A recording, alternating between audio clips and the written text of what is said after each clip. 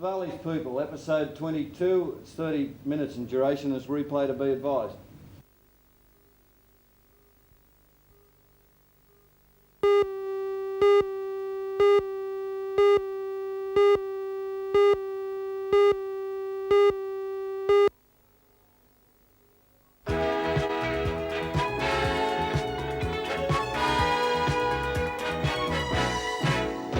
Hello, welcome again to the Valley's People. Well, it wouldn't be a program on the Hunter Valley without the General Manager of the BHP. We'll be meeting him today. And also with the help of the Dean of Newcastle, we're going to see, which is a very rare moment indeed, we're going to see the treasures of the Newcastle Cathedral. I hope you can stay. I'll be back in just a moment.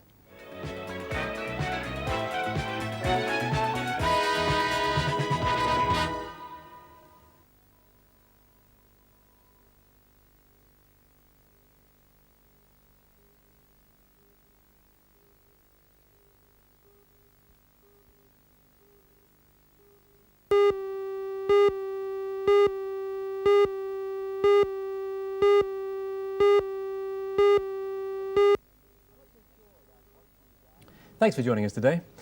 I'm not too sure about what you regard as something which would manifest itself in a picture of the Hunter Valley. As we learned out in a previous interview of 1938, it could be classed as the choco vine, which seemed to entangle just all the paling fences of the Hunter Valley. Other days it's been breakwaters and wine and the development industrially of the Hunter Valley, filling in islands. But I think superimposing itself upon all that, to most people in Newcastle and those outside Newcastle, has been the BHP. And so that's why it's a very special welcome today to the General Manager of the BHP from New Lambton, Mr. John Risby. Welcome. Thank you, BHP Steelworks, Newcastle. Thank you. Well, John, Newcastle born and Whyalla trained would probably summarise your career before coming back here.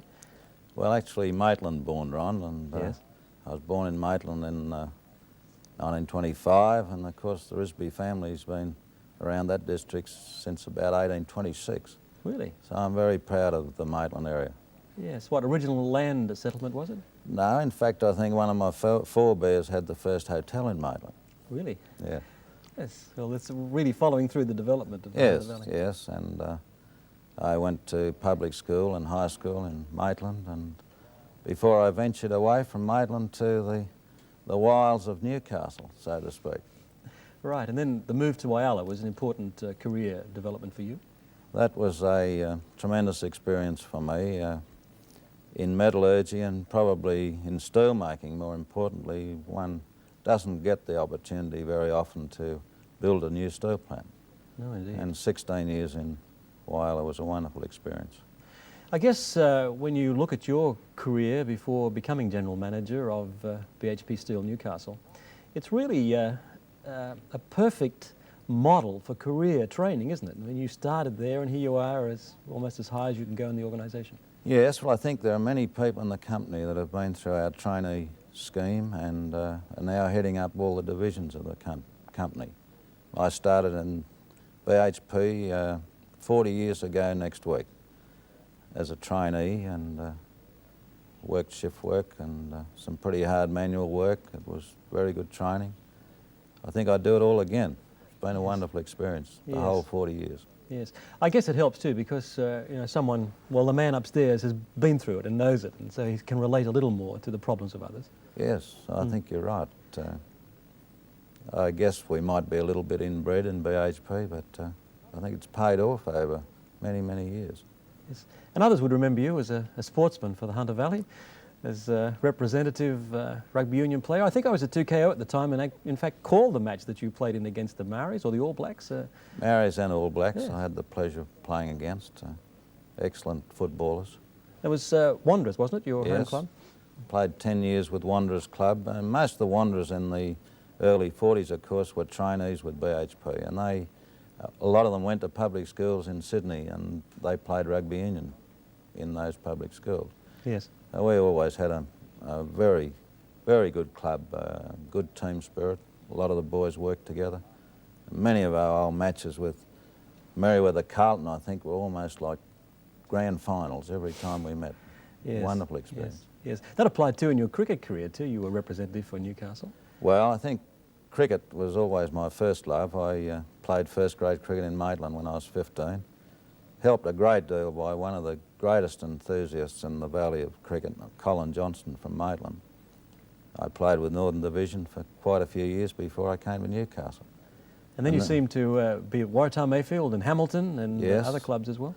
Played with 4 clubs in Newcastle, all a great experience, and tremendous number of excellent cricketers. You know, I could go back over dozens, probably hundreds of names. Wonderful cricketers.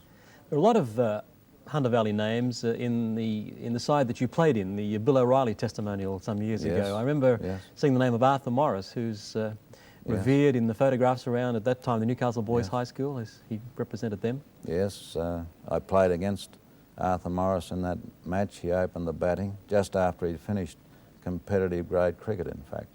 But Alec Bedser played, Keith Miller, Martin Donnelly, the great New Zealander, Ron Saggers, the wicketkeeper, Stan McCabe played himself. Did he really? Yes, still with a great thrill of beautiful timing when he batted, hitting the ball through the covers.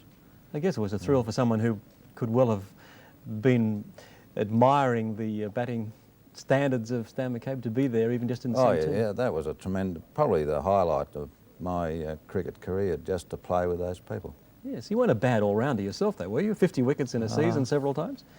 Yes, I was always a batsman at school, and I relished the straight drive or the straight hit, probably because I learnt my cricket in a dead-end street, and the best way to Garbage hit a tins. ball and get a lot of Yes. get a lot of runs was hit the ball straight down the street to the end of the street. Yes, great experiences in cricket. It's a wonderful game. And now you're more sedately playing golf and tennis. Yes, mainly golf now. I like to get out for the exercise at the weekend, but golf's a great game. Yes. Yeah. John, the situation about the BHP is, as I say, sort of superimposing itself upon Newcastle. It's something we may well take for granted, but in your area of responsibility, I guess, that can't be stated, because we read two things. Firstly, we read that in the world situation, steel is a very costly item to manufacture. Yes. In a local context, we also read through your annual reports and so on that the actual manufacturing of steel in Australia through BHP is virtually at a loss situation. And I'm just Yes. wondering, where is the faith that keeps you and your shareholders producing steel at a loss? Well, I think we're committed to supply the Australian domestic market with steel, and I think we should look at the whole situation in its right context, because whilst we have problems in the steel industry in Australia, we're far better off than many other countries right now. It is a capital-intensive industry. There are very big licks of capital go into a steel plant. Well, your day, you talk in millions, don't you, on your normal day? Well, you couldn't install a blast furnace for less than $150 million nowadays, Wow. and one rolling mill would have to cost between $200 and $300 million. And, you know, it's big business. Our sales in the last financial year were $2,300 million, and we paid out, I guess, $830 million in wages. Right. When you're looking to expand a business of that size with big licks of capital at pretty high interest rates on borrowed capital, you've got a problem on your hands. And you're doing it with private enterprise too, aren't you? Because a lot of countries, particularly in the Pacific Yes. area, are sort of propped up by their governments. That's very true. I just wonder how big is big in the BHP context, John. It seems that it's gone beyond our comprehension, the hundreds of millions that BHP has invested in Australia. Well, yes, we've diversified into oil and gas and the minerals development, and it's all very big money. And, you know, you talk about your sales revenue and the cost of wages and all those things, but when you look around the community and just see the automobiles running around, the steel content of those, but your training program also, the number of people that we're training, 2,000 in Newcastle out of a workforce of 11,000. All the tertiary institutions that are depending on those people to fill classes, to supply employment for lecturers and professors in the universities. It's boundless, you know, it's a terribly complex company, and Yes, I guess it would be a very interesting study, if it hasn't already been done, just to see how how much of every average day BHP touches our lives. I guess it's everything, really, isn't it? From the petrol we put in to the car we drive through to fence posts. Maybe that's a story I could write in retirement. I think it might take a long time. Yes, indeed. But just the same, I couldn't imagine too much of a 24-hour day in which BHP in some way is not involved. Yes, I think probably we're taken a little for granted at times. Every time we, for example, talk about reducing the workforce, there's a tremendous cry, but I wonder if somebody would like to do a survey along Hunter Street and just see how the employment is reduced in shops over 5 years. Yes. So we tend to be in the limelight, in the forefront of people's criticisms at times, taken for granted perhaps too much another Yes. time. One of the roles that you seem to have played in Newcastle, John, as a sort of part of your personality, has been a very deep interest in safety. Was this sort of coming out of your early contacts with Whyalla, or when did that form? Oh, I think you could say one of my greatest interests are in safety and in organisation development programs. I think for 5 years in Whyalla, it was one of our, as General Manager, one of our most important programs was organisation development, changing the attitudes of people to be aware of the changes in all our lives today. It's very difficult to change supervisors' attitudes to the changing world, and our employees demand that change, and that program in itself has taken a tremendous amount of time, but it's been so very interesting. Well, you can't change attitudes easily even outside an establishment, can you? No, no, that's always a problem. It's a very great problem in an industry which many years ago was traditionally autocratic. But we have to change, and that program takes a long time. And your 3 sons, are they interested in metallurgy like Dad? I think it's probably the exception rather than the rule that sons follow their father's footsteps, you know. I think sons always see the problems in their father's profession and steer away from it, but they don't realise, of course, there are problems in all professions. Yes. Oh, my sons, I still have my eldest son working for the company in Whyalla in computer operations. And the second son is working with one of our main steel distributors. So they're pretty close to the industry. Yes, I was going to say on the fringe, but they're a little closer than that, really. My younger son is now a planner. He's a research assistant at Hunter Valley Research Foundation and great interest in town planning. Well, he should be quite at home with the sort of decisions you have to make in your role during the week. Yes, but I must say they're all very interested in sport, and they've had just as much enjoyment out of sport as I have. Right, John. Well, thank you very much for being with us today, because it's always fascinating to talk about the BHP. There it stands, a monolithic structure within the Hunter Valley, but Yes. it has you know, so much to offer us, and I think that can't be taken for granted. Thank John you, Ron. Risby, the General Manager of BH Steel in Newcastle. I'll be back with our second guest in just a moment.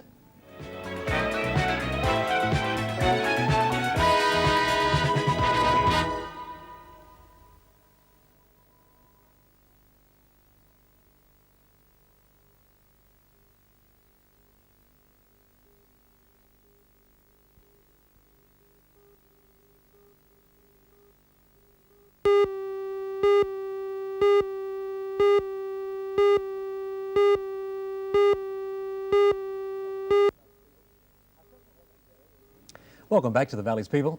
Our second guest today is the very Reverend, the Dean of Newcastle, Reverend Robert Beal. Welcome to the Valley's People. Thank you, Ron. And I might say that you've brought with you today the treasures of the Newcastle Cathedral. And I guess it's also right to say that this is their very first public viewing, or certainly the first public viewing on television. That's right, as far as television is concerned, yes.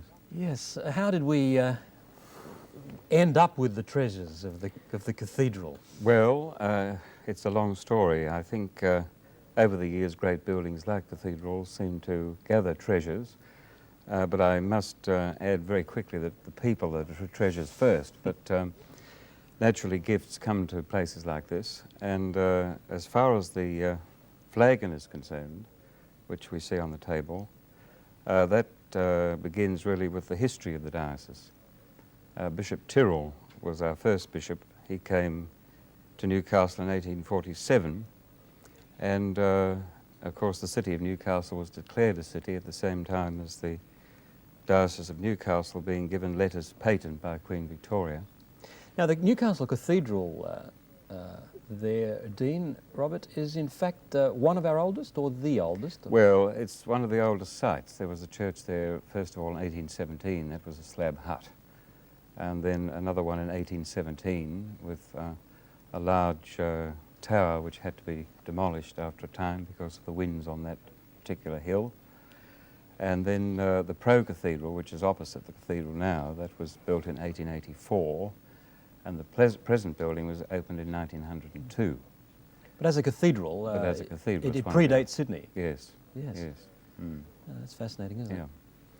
But Bishop Tyrrell was an interesting man. He came from this lovely village in near Southampton.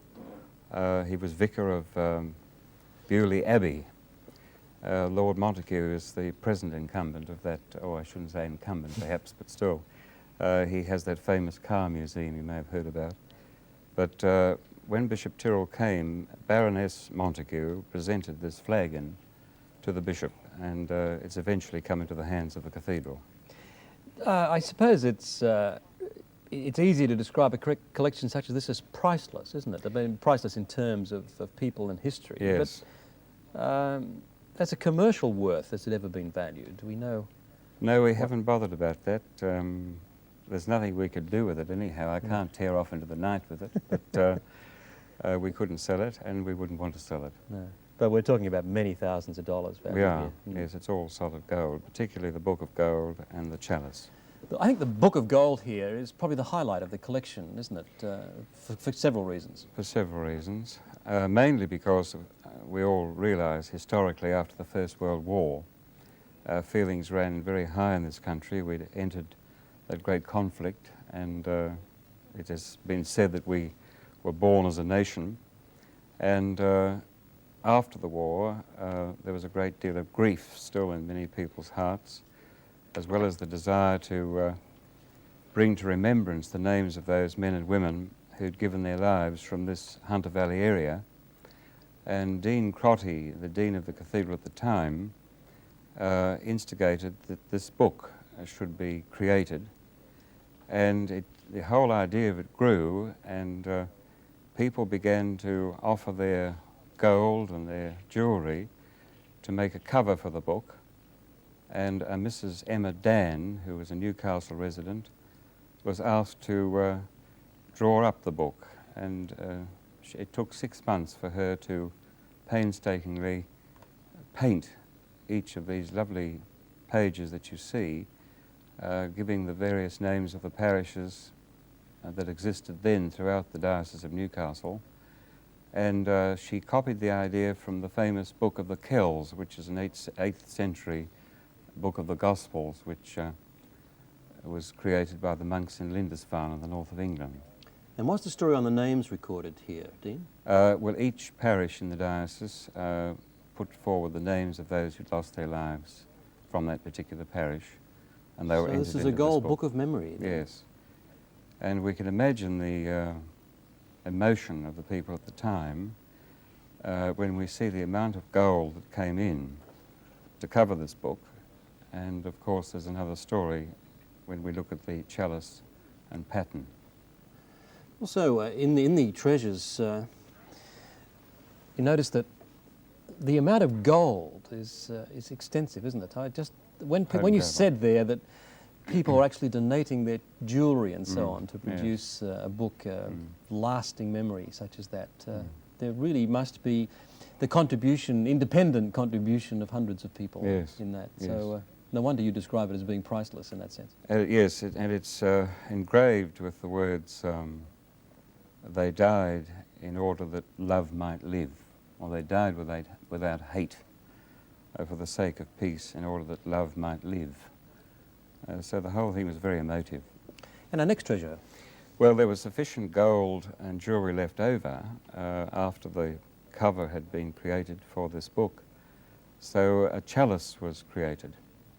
And there we have it. It has the symbol of St. Michael at the base of the chalice.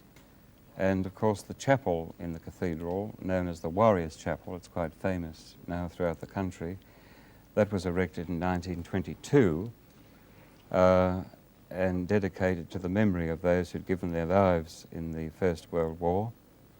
And this chalice was created to be used particularly on Anzac Day, the 25th of March. Of April, I'm sorry. Yes. The thing probably remarkable about all this as we gaze upon it today is that to many of us it's a sight that's never been seen before. Mm. And that's probably the history of the treasures, isn't it? They were in fact Yes. locked away for so many years. Yes, that was tragic. When I arrived in Newcastle in 1975, I was told about my responsibility of being the custodian of these things, and I said, where on earth are they? And I was taken to this Gothic-shaped safe in the vestries, and there these things were shown to me, to my amazement, so that whenever people wanted to see them, we had to go through the process of opening two great doors and eventually revealing the treasures.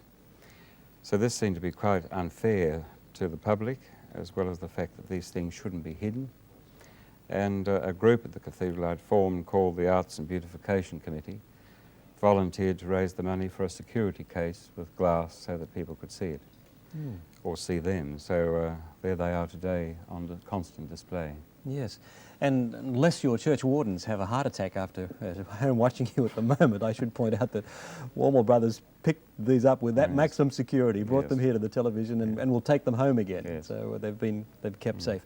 The plate, is it Dean? That's a part of it. That's the plate or the pattern upon which the bread rests.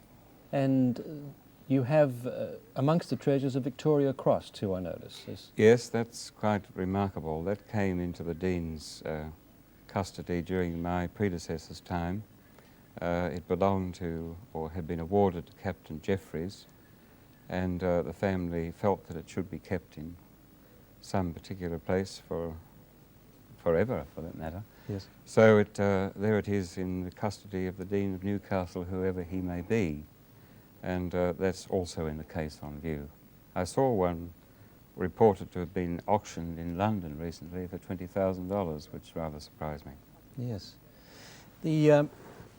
I could probably say in your, 7-odd years in Newcastle that opening up the treasures is only just one side of your nature, isn't it? Because you've tended to open up the cathedral, I would think, more than some Well, other yes, it's been a very exciting 7 years in that soon after I arrived, of course, I'd been told of the cyclone that hit Newcastle in 1974. And they said, welcome, but you realise the roof's going to blow off the cathedral any day. I said, thank you very much. It's quite a welcome. So we launched an appeal to re-roof the cathedral, and then we thought, well, why not finish the whole lot? And Newcastle responded magnificently, as you know, and the cathedral was duly completed and dedicated. And since then, I've been determined to make the cathedral a community building. So we've opened it to all kinds of activities, concerts, folk concerts, plays, and you name it, even a Yes. jazz band. Yes. But the dear old girl doesn't suffer. She puts up with whatever's going on inside her, apart from worship, of course. That's why it exists. But after the particular function is over, she seems to settle down and say, well, now I'll get on with what I'm supposed to be doing. And what a dominant position for a cathedral. Did that impress you when you first saw it there, sitting on the hill, Yes, well, overlooking it's- everything in the community? Yes. I knew it as a boy. I used to come to Newcastle. Some of my roots are here. My grandfather was a superintendent of the steelworks. And I always loved the cathedral. And it is certainly one of the most unique positions for a building like that in Australia or even in the world. Well, I think if there's any tribute to be paid, particularly to the labours of love, as you described them there, making a book of memory, a gold book of memory, I think if there's any tribute to be paid at all, then it's the tribute of other people coming along in generations that could say, isn't that magnificent? Yes. It seems to be some reward for those people who laboured and donated their jewellery and, Yes. and pieces of gold to Yes. it, and I guess those people would have me thank you for bringing them to the Valley's people today. It's been a pleasure. We've seen the treasures of the Newcastle Cathedral, and if you haven't seen them before, there's no worry because they're not usually on public show, but now, because of special work being undertaken at the cathedral, you can see them there in a burglar-proof safe. But we're very pleased to have had them on the Valley's people today. The very Reverend Dean of Newcastle, Reverend Robert Beal. I'll be back in just a moment.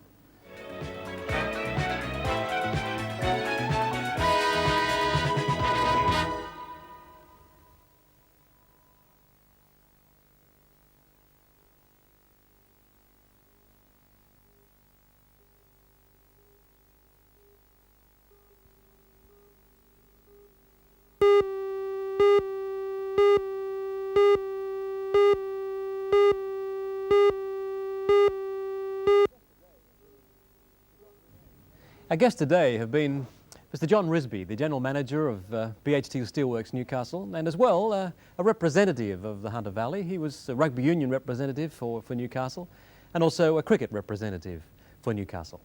And also we took a glimpse of those beautiful treasures of the Newcastle Cathedral through the good graces of the very Reverend Dean of Newcastle, Reverend Robert Beal. I hope you've enjoyed today's program, and I hope too that you'll join us again when next we meet two more of the Valley's people. Goodbye for now.